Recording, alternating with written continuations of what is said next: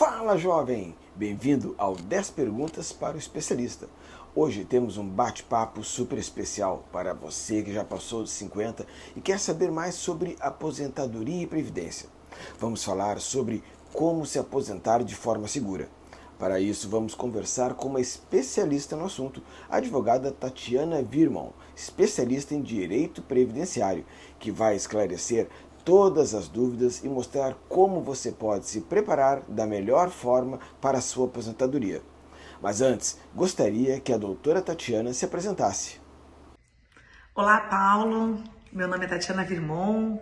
É uma grande satisfação estar aqui no seu canal, contribuindo com os homens 50 a mais que querem se informar sobre as questões da aposentadoria e da previdência. Sou Tatiana Virmão, sou advogada, atuante na área do direito previdenciário há mais de 20 anos, já acompanhei diversas reformas, diversas reviravoltas em entendimentos jurisprudenciais e do STF sobre as questões ligadas à aposentadoria, e eu acho que esse nosso bate-papo vai ser de grande valia para vocês. Doutora Tatiana, com a reforma da Previdência, quais foram as principais mudanças para quem tem mais de 50 anos e ainda não se aposentou?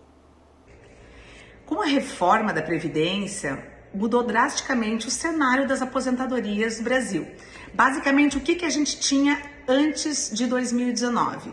A possibilidade de se aposentar por tempo de contribuição, que eram 35 anos para o homem, 30 para a mulher, sem limite de idade mínima. Aí incidia o fator previdenciário, né? Tinha aposentadoria especial, que era 25 anos de insalubridade, a aposentadoria por idade, né? 60 anos para a mulher e 65 para o homem, e a aposentadoria por pontos, né? Que somava a idade e o tempo de contribuição, e aí poderia se aposentar daí sem a incidência do fator previdenciário. Nesse contexto, a gente tinha também aquelas aposentadorias em que tinha um tempo de insalubridade, o tempo de rural, né? A insalubridade para o homem, ela acrescentava 40% no tempo, né? Então, às vezes não tinha aquele especial puro, mas tinham alguns anos de especial, traziam um acréscimo para o homem, né? E aí, com a reforma, foram criadas regras de transição para esses segurados que estavam já há bastante tempo contribuindo para a Previdência. Então, obviamente, foi criada uma regra mais amena para aquele que estava quase se aposentando, né? Então, era aqueles homens que tinham mais de 33 anos, então, ou seja, faltava menos de 2 anos para se aposentar, eles têm a regra do pedágio 50%, ou seja, eles tinham que trabalhar mais da metade do tempo que faltava para se aposentar. Então, se faltava 1 ano para se aposentar, a pessoa tinha que trabalhar esse 1 ano mais 6 meses e conseguia se aposentar pela regra do fator previdenciário, sem idade mínima. Depois tem a regra do 100% pedágio, que tem que o dobro do tempo que estava faltando. Então, para quem estava mais de 2 anos, às vezes vale a pena essa 100% pedágio, porque não incide o fator previdenciário, mas tem a questão da idade mínima, que é 60 anos. Também se manteve a aposentadoria especial, porém é uma aposentadoria especial por pontos, né? E aí 25 anos de insalubridade, mais a soma da idade e os pontos, tem que dar um determinado, né, 86 pontos.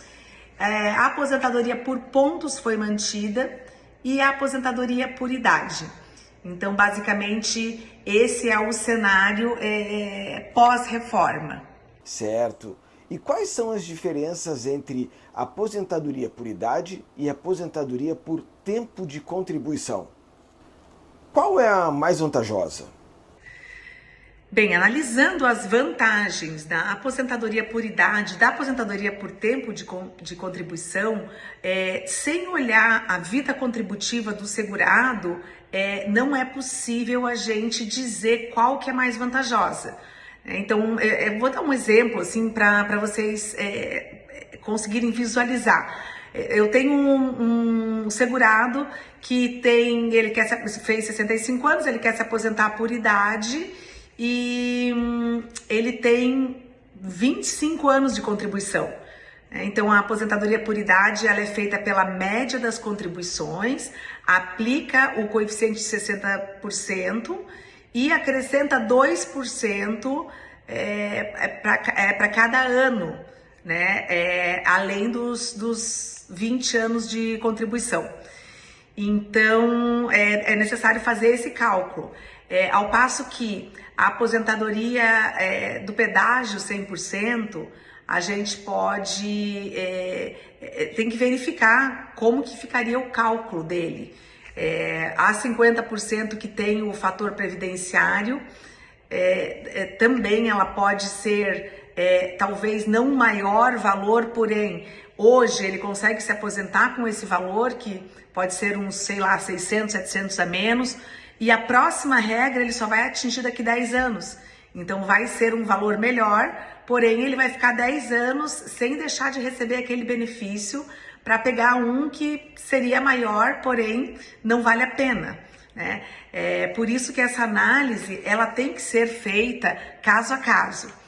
E muitas vezes a pessoa pode pegar uma regra, não, eu vou esperar para pegar uma regra melhor, porém ela vai deixar de receber esse benefício ainda que menor, né? Então é uma questão realmente de estratégia.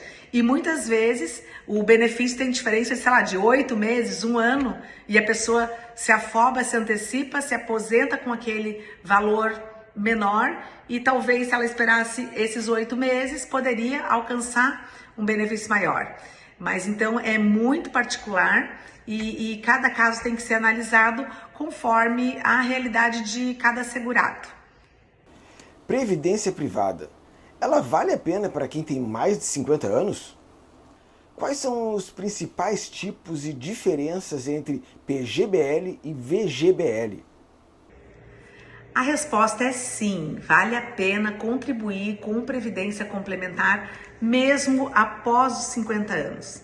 Foi feita um instituto de pesquisa, levantou qual que era a média do salário do brasileiro e qual que é a média das aposentadorias. Claro que a gente está num país desigual, então obviamente tem ali grandes diferenças, mas a média deu 5.500. E a aposentadoria, a média, deu um salário mínimo. Então, o que isso revela? Que o aposentado ele tem que ter um complemento para a aposentadoria do INSS. Então, a previdência privada, ela se encaixa justamente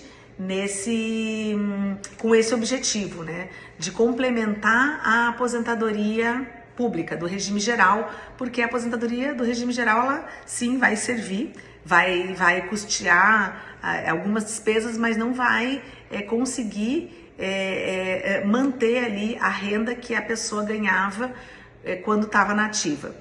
Então, nós temos ali o PGBL e o VGBL, né? A diferença entre eles, eu vou conversar aqui algumas. A gente precisaria de uma conversa só para falar sobre a previdência privada, mas assim, aqui, respondendo rapidamente, o PGBL, que é um plano de benefício livre, né? Ele serve para fornecer uma renda mensal para o segurado, né? Então, tem muitas empresas que oferecem o PGBL, né, como uma forma de benefício, né? Então, tem empresas que o empregado, ele entra com R$500 e a empresa cobre mais R$500, né? Então, 100% do benefício a empresa cobre. Então, qual o investimento que a gente vai ter hoje no mercado, que a gente investe 50 e já vira 1.000 por mês, né? Ou investe 200 e vira 400. Enfim, vale a pena para quem trabalha em empresas verificar os planos de previdência complementar oferecidos, pois geralmente eles costumam ser muito vantajosos. Ainda que não tenha essa contrapartida do empregador, né? Tem as previdências fechadas, que são oferecidas pelas empresas, e tem as previdências oferecidas pelo banco, que qualquer um pode ir ali e contratar. Né? Nesse caso, eles oferecem simuladores para verificar qual que é a previsão de renda. Então, digamos, né, você está ali com 50 anos e se você contribuir com R$500 nos próximos 15 anos, o simulador vai conseguir dar uma renda aproximada. Vai dizer se vai, né, sei lá, vai ser R$3.000. Então você tem uma noção e você pode inclusive ajustar as suas contribuições.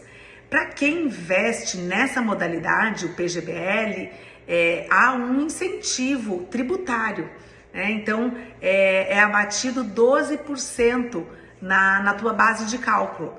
Então, para vocês terem uma noção de quanto, se você declara ali R$100.000, né, de imposto de renda, então a gente tem ali uma base de cálculo de R$100.000 para tributar 27%. Então, se você tem a previdência privada, você vai abater 12% dessa base de cálculo, né? Então, 12% de 100 mil, né? Ficaria 88 mil e aplica daí o imposto de renda nos 88 mil e não nos 100 mil. Nesse exemplo aqui que eu tô dando para vocês concreto, haveria uma economia de R$4.000 no imposto de renda. Então, vale muito a pena para quem faz aquela declaração completa do imposto de renda e não a simplificada, né? Então, essa é a vantagem, grande vantagem do PGBL. O VGBL, ele é um seguro, né? É um seguro de vida diferido. Então, a pessoa vai contribuir, né, com aquela quantia por um determinado número de anos, 15 anos, tal, e aí lá, depois que terminar esse período, ela vai poder fazer o resgate. Então, há uma forma, e a tributação do PGBL, do VGBL, que é o seguro, ela é mais vantajosa na hora do saque, porque ela vai incidir somente sobre os rendimentos daquele investimento. E há também uma possibilidade de escolher o desconto progressivo ou regressivo, né, de imposto de renda. Então, esse desconto regressivo, quando o investimento ele fica mais de 10 anos, pode a alíquota de 27% cair até 10% na hora do saque. Né? E também tem toda uma questão dos resgates, né, que também é possível fazer e assim, enfim, aqui a diferença básica entre esses dois investimentos aqui eu trouxe para vocês e aí mais detalhes a gente teria que ter um pouquinho mais de tempo só para falar sobre esse tópico. E me diz uma coisa, quem já tem previdência pública deve investir em previdência privada também? Quem já tem a sua previdência pública tem que fazer uma análise, primeiramente, um planejamento de quanto vai ser, qual é a previsão desse valor da aposentadoria da previdência pública, para daí programar qual vai ser o valor que ele pretende, que ele almeja ter como renda passiva, né, quando se aposentar, quando parar de trabalhar. Então, o que a gente tem que pensar é que um dia, ainda que a gente está com uma qualidade de vida boa, estamos todos trabalhando até mais tarde, a gente tem que ver que vai ter algum momento que a gente não vai mais trabalhar, né? E daí a gente tem que ver quanto que a gente quer ter de renda. Então, no dia de hoje, né, a pessoa pensa assim, eu tenho uma renda de R$10.000 hoje e eu vou aposentar na Previdência com R$5.000. Aí, esses R$5.000 restantes que faltam, tem que programar como que você vai receber. Então, pode ser através do PGBL ou do VGBL, das previdências complementares que a gente já conversou, pode ser através de aluguéis, ou se a pessoa tem uma empresa, talvez os dividendos que essa empresa vai oferecer no futuro, mas aí a pessoa tem que fazer esse planejamento compondo todos os tipos de renda passiva que ela vai ter e aí encaixar nesse plano, e se for o caso, a previdência privada no valor complementar que ela pretende. Então, vou dar um exemplo, né? Ela quer uma renda de 10 mil reais, ela tem 5 mil da previdência, ela tem 2 mil reais que ela recebe de um aluguel, ela vai programar a previdência complementar dela para 3 mil reais. A previdência privada, ela pode substituir a aposentadoria do INSS ou deve ser usada apenas como um complemento? A contribuição para o INSS, ela não é opcional, ela é um imposto obrigatório. A gente pode observar, né, o empregado, quando está com a carteira assinada, o salário dele já vem líquido, né, descontado com desconto obrigatório do INSS. Então não é uma questão de opção, né? Se a pessoa está trabalhando, ela vai automaticamente ser obrigada a contribuir para a Previdência. Até mesmo pessoas que se aposentam e continuam trabalhando, o desconto do INSS continua na folha de pagamento, porque o nosso sistema de previdência, ele é solidário, né? As pessoas que estão na atividade sustentam aqueles que estão aposentados. E a pessoa que é empresária ou que é autônomo, né? Então o empresário ele tem condições de escolher o Prolabore, né? Pode ser pelo salário mínimo, por um salário, por 2 salários, e aí o restante ele pode ter essa opção de pegar como lucros e dividendos. Então esse segurado ele pode escolher a faixa contributiva, né? Quanto que ele vai contribuir ali, tirar de Prolabore para contribuir para a Previdência. Nesse caso, para ele ver qual que é a melhor faixa salarial contributiva, a indicação é fazer um planejamento, porque através do planejamento previdenciário é possível saber qual a expectativa de valor que ele vai receber da aposentadoria futura e qual seria o retorno desse investimento. Porque claro que a gente tem que contar que quando a gente vai contribuir com um Prolabore, isso vai refletir também no imposto de renda. Então, um planejamento assim bem abrangente, ele vai poder dar para aquele segurado qual vai ser esse retorno do investimento, incluindo os impostos, né? Então, assim, digamos, sempre o planejamento é feito na expectativa de sobrevida do segurado, né? Considerando que o benefício do INSS é um benefício vitalício. Então, vale a pena planejar para quem tem essa opção de contribuição para saber qual seria a melhor faixa contributiva para conseguir o melhor proveito da Previdência. Se um homem com mais de 50 anos nunca contribuiu para a Previdência, ainda dá tempo de garantir uma aposentadoria legal? Vale a pena contribuir após os 50 anos, ainda que o segurado não tenha feito nenhuma contribuição. Eu explico por quê. É melhor um pouco do que nada, né? Após 1 ano de contribuição, o segurado adquire a qualidade de segurado. Então, vamos até piorar esse exemplo. Um segurado de 60 anos, nunca contribuiu, vai começar a contribuir, nossa, vou me aposentar com 75.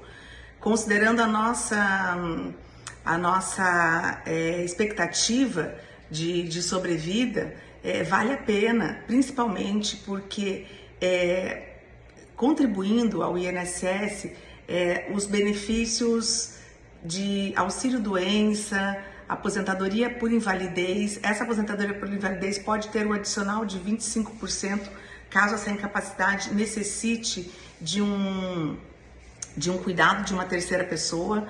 Então, ainda que a pessoa nunca tenha contribuído, vale a pena contribuir por causa desses benefícios não programados, bem como gera uma pensão por morte se tiver um filho incapaz, ou filhos menores, ou esposa, vai gerar pelo menos ali uma pensão de um salário mínimo. Mas volto a salientar a importância de um planejamento, porque muitas vezes a gente pensando também na previdência privada, às vezes ocorre que a pessoa nunca contribuiu para a previdência privada e está com 50 anos e acha que é tarde demais. A gente tem várias regras de transição, como a gente já falou aqui no começo da nossa conversa, que elas proporcionam assim, uma aposentadoria antes dos 65, né? Então, aquele segurado que já estava há mais tempo, provavelmente ali com 55, 58, 60, ele já se aposenta. E aí ele pode já ter essa previdência privada, né, fazendo essa construção, e ele pode destinar os primeiros 3 anos, 5 anos dessa aposentadoria que ele pega do INSS para a previdência, 100% para a previdência privada. E aí isso também vai gerar aquele benefício complementar que a gente já tinha conversado, né? É bem importante dizer que, claro, que o segurado que entrou agora no sistema, o homem, é necessário 20 anos, né, de contribuição. Mas se ele tem alguma contribuição ou algum vínculo lá antes de 2019, esse prazo é de 15 anos. Muitos homens da nossa geração passaram por mudanças na carreira. Quem tem tempo de contribuição, por exemplo, em diferentes regimes, como CLT, MEI, autônomo, pode unificar tudo isso na aposentadoria? É muito comum essa situação, o segurado ter sido funcionário uma época, no regime CLT, com carteira assinada, daí ficou um tempo desempregado, contribuiu com 11%, depois ele resolveu abrir uma MEI, e aí é 5%, né, como a gente sabe, só 5% do salário mínimo, e aí a questão é que essas contribuições em diferentes alíquotas, elas todas serão aproveitadas para aposentadoria por idade.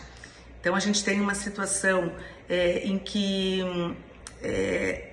há uma soma de todo o período básico de cálculo, de julho de 94 até a última contribuição, e vai aplicar o coeficiente de 60%, e cada ano que exceder a 20 anos, essa alíquota vai subindo. Então vai ser feita uma média, né? Mas se for para outros tipos de aposentadoria, como por exemplo a aposentadoria do pedágio, 50%, 100% pedágio, pontos, não serão aproveitadas essas contribuições que têm alíquota inferior a 20%, que é bem o caso da MEI, que é 5%, e do facultativo 11%. Esse segurado, para ele conseguir se aposentar nessas outras regras, ele vai precisar complementar esses valores, né? Então vai ser feito o cálculo e vai ser apurada essa indenização, né, com juros e multa desse valor, para ele conseguir aproveitar todos os períodos e poder se aposentar em todas as regras. Então, o que eu aconselho? Sempre verificar qual seria o valor dessa indenização. Então, muitas vezes ele consegue antecipar muito. Ele consegue pegar, por exemplo, uma aposentadoria aos 60 anos, ao invés de só aos 65. Então, ele vale a pena fazer esse complemento justamente desses períodos. Então, vamos dizer assim, ele ficou 3 anos na MEI, né, com contribuição de 5%. Ele vai ter que complementar esse valor para 20%, e aí ele consegue aproveitar esses anos da MEI. O que é melhor para quem quer se aposentar com mais segurança? Investir, de repente, na previdência privada ou construir um patrimônio de outra forma, como imóveis, fundos de investimento, etc.? O segredo para se aposentar com segurança é diversificar, né? A gente não pode depender exclusivamente da previdência pública. A gente sabe que não estamos livres de alguma futura reforma, mas ao mesmo tempo é importante sim contribuir para a previdência pública.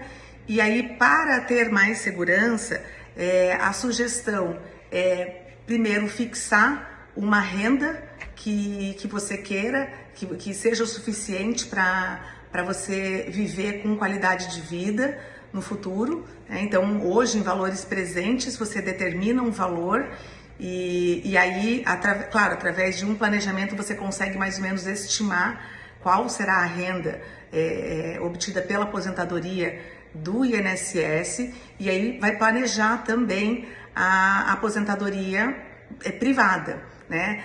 Daí escolhe qual seria melhor, a PGBL, que tem aqueles benefícios fiscais para quem tem a declaração completa do imposto de renda, o VGBL, que tem aquele caráter de seguro, né? Mas ele pode trazer benefícios fiscais, pode fazer parte de um planejamento sucessório por causa dos impostos na hora de transmitir esses valores, né? E também essa renda passiva, ela pode ser composta por aluguéis, as pessoas que têm empresa, pelos dividendos dessa empresa, né? Se tem imóveis, existe também uma liquidez, né, que esses imóveis ainda poderão oferecer no futuro. Então, toda essa composição material, ela vai servir para construir a renda passiva. A gente tem que lembrar que renda passiva é quando a gente não vai mais conseguir trabalhar, produzir nenhuma renda.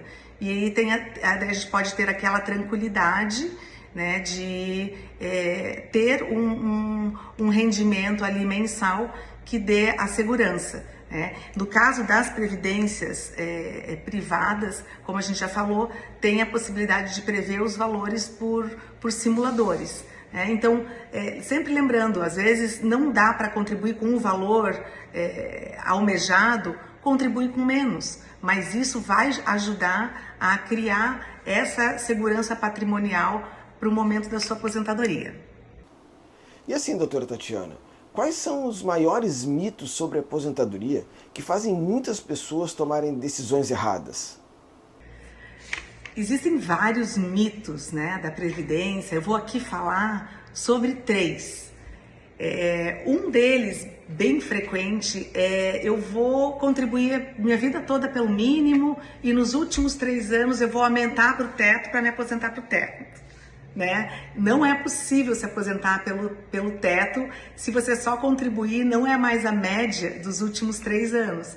Então, como se considera todo um período básico de cálculo ali, desde a primeira contribuição até a última contribuição antes de se aposentar, esse cálculo ele não funciona assim. Então, vou contribuir com 1.000 para me aposentar com 1.000. O cálculo não é esse. Então, é necessário um estudo, é necessário um planejamento para poder, naturalmente, nas hipóteses em que é possível escolher, né? A gente está falando das pessoas que conseguem escolher e não as que têm carteira assinada que já recebem líquido com o desconto. Então, esse é um primeiro mito. O segundo mito, que é bem comum, é que não vale a pena contribuir. Não vou contribuir, a Previdência não é para mim, isso aí não vai servir para nada, mas não dá para desprezar. A gente olhando a Previdência mesmo como um investimento, né? Vamos dar o exemplo da pessoa que tem um MEI ali, vamos dizer, contribui ali 5%, que dá hoje R$75, contribui por 15 anos e vai ter um salário mínimo vitalício, né?